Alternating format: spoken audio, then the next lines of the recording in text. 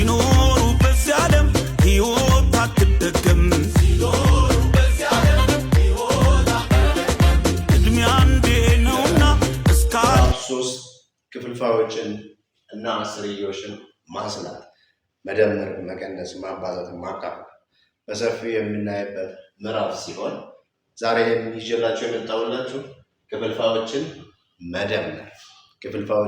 መደመር እና በቀላል ሂሳባዊ ቃል ማስቀመጥ ያ ማለት ማቃለል ማለት እንግዲህ በብዙ አይነት መንገዶች የምንሰራቸው ይሆናል። እንግዲህ ክፍልፋዮች በሶስት ነው የምንከፍላቸው ህገኛ ያልሆነና ድብልቅ ብለን ከነዛ ውስጥ ደግሞ ሌላኛው ደግሞ ተመሳሳይና ተመሳሳይ ያልሆኑ ክፍልፋዮች ብለን እንከፍላቸዋለን። ያው ከዚህ በፊት እንደምታውቁት ተመሳሳይ ክፍልፋይ የምንላቸው ታህታቸው ተመሳሳይ የሆነ ማለት ተመሳሳይ ያልሆኑ የምንላቸው ደግሞ ታህታቸው ተመሳሳይ ያልሆኑ እዚህ ጋር አለኛ እና አመርባ ለኛ ተመሳሳይ ክፍልፋይ ናቸው። ምክንያቱም ታህታቸው ተመሳሳይ ስለሆነ ማለት እዚጋም ለለ ነው። ሁለተኛው ላይ ስንመጣ አለኛ ሲደመር አመርባ መኛ የሁለቱ ታህት ምንድነው የተለያየ ነው ማለት ነው። ስለዚህ ታህታቸው ምን አይደለም ታህታቸው ተመሳሳይ ያልሆነ ክፍልፋይ እንላቸዋለን። በእንደዚህ አይነት መንገድ ስንሰራ በተጨማሪ ማን መጥቶልናል? አመርባ ድብልቅ ክፍልፋይ። እንግዲህ ድብልቅ ክፍልፋይን እዛው እንዳለው በቀላሉ መደመር እንችላለን፣ ወይም ድብልቅ ክፍልፋይ ወደ ህገኛ ያልሆነ ክፍልፋይ እየቀየረን መስራት እንደምንችል እስቲ እያንዳንዳቸውን አንድ በአንድ እናያለን። የመጀመሪያው 4/5 ሲደመር 12 5ኛ 4/5 ሲደመር 12 5ኛ። አሁን የሁለቱም ታህት ተመሳሳይ ስለሆነ አንዷን ብቻ እንወስዳለን። እኩል ይሆናል ታህታችን ማለት 5 ምክንያቱም ተመሳሳይ ስለሆነ ታህቱን አንዱን ብቻ እንወስዳለን። የላይኛውን እናደርጋለን እንደምራለን 4 ሲደመር 12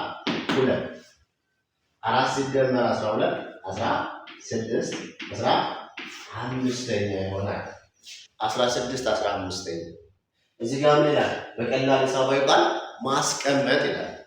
የ12 እና የ15 ትልቁ የጋራ አካፋያቸው አንድ ከሆነ በቀላል ሂሳባዊ ቃል ተቀምጧል። ያ 15 እና 16 ትልቁ የጋራ አካፋያቸው አንድ ስለሆነ በምን ተቀምጧል ማለት ይችላል? በቀላል ሂሳባዊ ቃል ተቀምጠዋል። ወደ ሁለተኛው ምሳሌ ነው። ለ ነው ለ 7/10 7/10 ሲደመር 4/5 ልክ እንደ መጀመሪያ ይሄኛው ስንት ነው? 5 ይሄኛው 5 ተመሳሳይ ነው። እዚህ ጋር ስንመጣ ግን 10 እና 5 ታህታቸው ነው የተለያየ። የትኛውን መንገድ እንጠቀማለን?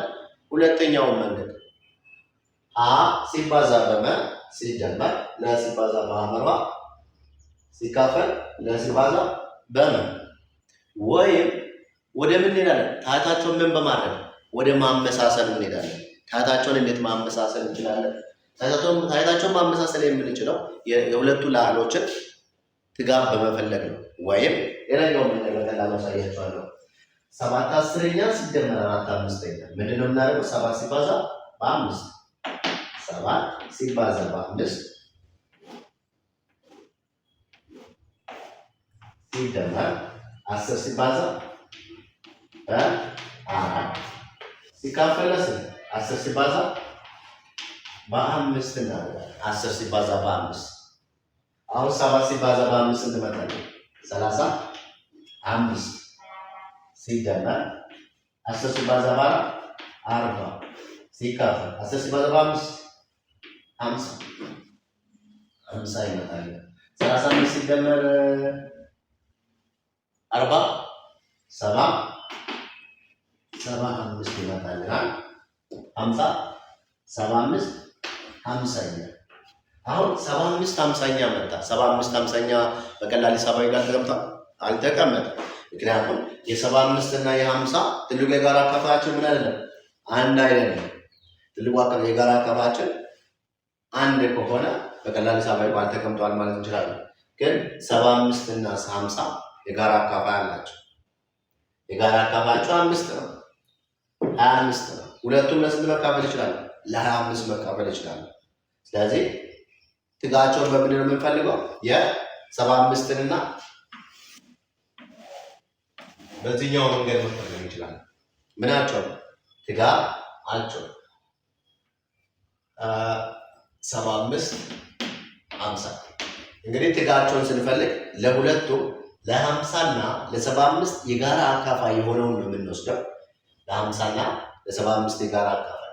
አሁን 75 እና 50 ሊካፈል የሚችል ለምሳሌ 75 ለሁለት መካፈል አይችልም፣ 50 ግን ለሁለት መካፈል ይችላል። ስለዚህ ለሁለት ከስንት እንጀምራለን? ትንሹ ብቸኛ ቁጥር 2 ስለሆነ ከሁለት ጀምር። 75 ለሁለት ሊካፈል አይካፈልም። ስለዚህ ራሱ 75 ሞል ይወርዳል። 50 ሲካፈል ለሁለት 25።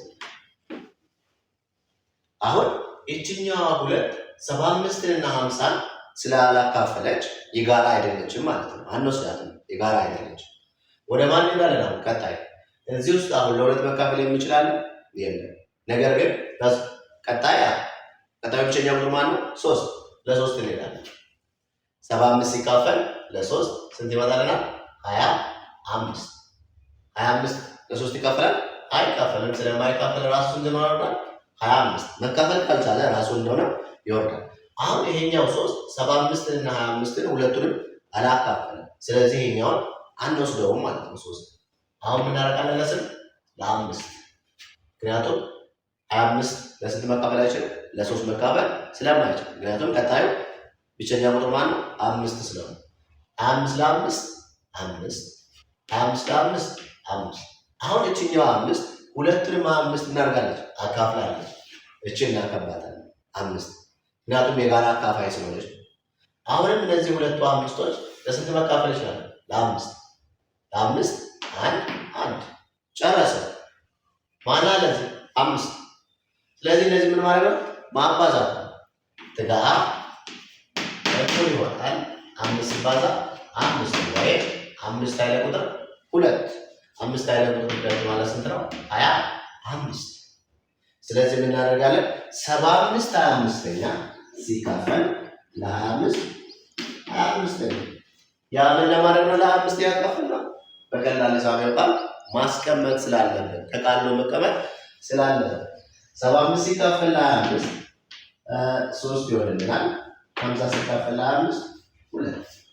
ስለዚህ 75 50ኛ እና 3 2ኛ አቻ ክፍልፋይ ናቸው። ምክንያቱም 75 25ኛ በተመሳሳይ ላዕልና ታህት አካፍለን ስላገኘ ነው። ምንም አይነት የቀየርነው ነገር የለም። 5 5ኛ ማለት አንድ ነው። ማንኛውንም ቁጥር ደግሞ ለአንድ አካፍለን ማለት ውጤቱ ራሱ ነው ማለት ነው። እሺ ወደ ሶስተኛው እንለፍና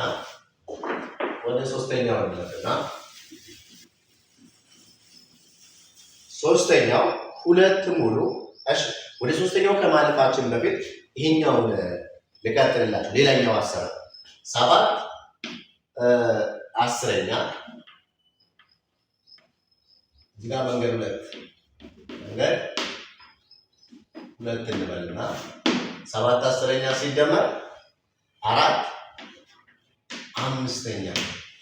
አሁን ምን በማድረግ ልክ እንደ መጀመሪያው ምን በማድረግ ታያታቸውን ምን በማድረግ እንሰራለን? በማመሳሰል ታያታቸውን በማመሳሰል 7 10ኛ ሲደመር 4 5ኛ አይደል እኩል ይሆናል። አሁን ማን እንወስዳለን? ቀድመን 7 10ኛ እንወስዳለን። 7 10ኛ ከወሰድን በኋላ የሁለቱን ታይት እናያለን። የዚህኛው 10 ነው፣ የዚህኛው 5 ነው አይደል? አሁን 7 10ኛ በተቃራኒ ተደማሪ ታይት እናባዛለን። ሲባዛ በ5 5ኛ 5 5ኛ ማለት ስንት ነው? 1 ነው። ምንም የቀየርነው ነገር የለም ማለት ነው። ሲደመር ማን እንወስዳለን? ያው 4 5ኛ። አሁንም ሌላኛው ተደማሪ ስንት ነው? 7 10ኛ። የ7 10ኛ ታይቱ ማን ነው? 10 እንወስዳለን። ሲባዛ 10 10። አሁን 10 ሲባዛ በ5 50፣ 5 ሲባዛ በ10 50። ታታቸው ሆነ ተመሳሳይ ሆነ ማለት ነው። 7 ሲባዛ በ5 35 ሲደመር ሌላ 10 ሲባዛ በ5 50 ነው። ሲደመር 4 ሲባዛ በ10 40፣ 5 ሲባዛ በ10 50 ይሆናል። ተመሳሰለልን ማለት ነው። 35 ሲደመር 40 ይሆናል። እኛው የጋራ ተመሳሳይ ስለሆነ አንድ እንወስዳለን። 35 እና 40 75 ይሆናል። 75 ላይ 50። አሁን ቅድም እዚህ ጋር 75 50ኛ አመጣን። ይሄው 75 50ኛ አመጣን። ግን ደግሞ በምን መቀመጥ አለ? በቀላል ሂሳባዊ ቃል። በቀላል ሂሳባዊ ቃል ለመቀመጥ ምን መፈለግ አለ? ጥጋቸው መፈለግ አለ። ጥጋቸው ስንት ነው ግን የሚያገኘው? 25 ሲካፈል ለ25 25 ስንት ይመጣልናል? 3 ሁለተኛ ይመጣልናል። ሁለት አማራጮች አሉ። አንደኛው ታይታቸውን ማመሳሰል፣ ሌላኛው ደግሞ ክሪስ ክሮስ መንገዱን ተጠቅመን ምን ማድረግ ነው?